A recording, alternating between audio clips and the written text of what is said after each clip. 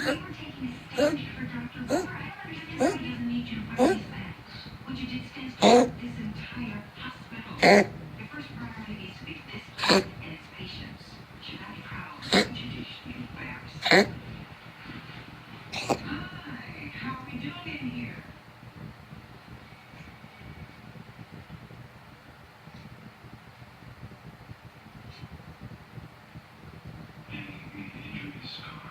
Okay, baby. Some cuts compromised the blood flow to your right leg.